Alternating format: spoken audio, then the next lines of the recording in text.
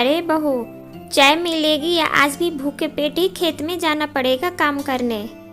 सुबह सुबह गौशाला का काम समाप्त कर घर के अंदर आते हुए वसुधा जी अपनी नवी नवेली बहू शालिनी को ऊंची आवाज लगाते हुए कहा और वो आंगन में रखे कुर्सी पर बैठ गई।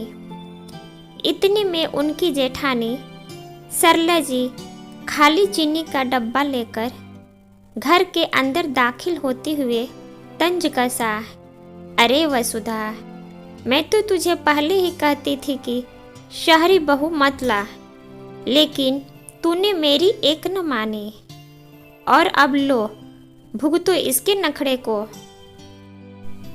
कड़क मिजाज वाली वसुधा जी अपनी जेठानी पर बरस पड़ी। बस कीजिए दीदी, दूसरों के घरों में आग लगाना अब तो बंद कीजिए। अगर आपकी बहू इतनी समझदार है तो दूसरों के घर चीनी मांगने सुबह सुबह क्यों भेज दी आपको।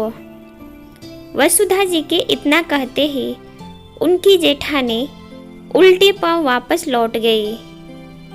वसुधा जी अपने इकलौते बेटे के साथ गांव में रहती थी।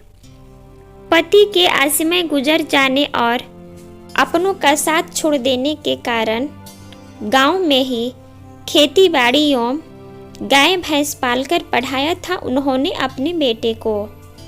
उनका बेटा भी पढ़ाई में काफ़ी होशियार था और अपनी माँ की बहुत इज्जत और सम्मान करता था। उसने अपनी इंजीनियरिंग की पढ़ाई पूरी कर एक कंपनी में जॉब करने लगा है।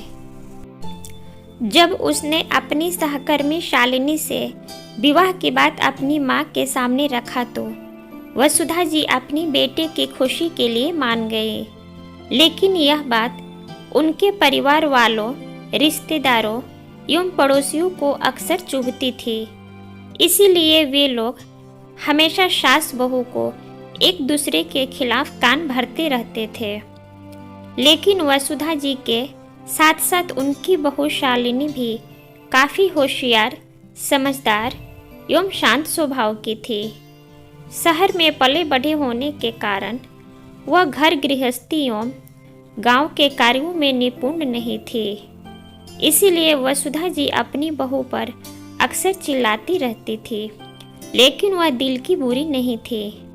वह अपनी बहू को सभी कार्यों में संपन्न बनाना चाहती थी, जो जीवन में आए हुए हर बुरी परिस्थितियों का सामना कर सके और अपने परिवार को संभाल सके। शालिनी कभी भी अपनी सास की बात का बुरा नहीं मानती थी। वह उनके अतीत के बारे में सब कुछ जानती थी, जो वक्त और हालात के कारण इतना कठोर हो गई थी। दोस्तों, कभी कभी हमारे अपने ही हमारे खुशहाल परिवार में मतभेद पैदा करके घर की सुख शांति और खुशहाली में आग लगाते हैं। इसीलिए हमें हमेशा समझदारी और होशियारी से काम लेना चाहिए ताकि हमारे परिवार और जीवन में सुख शांति एवं खुशहाली बनी रहे।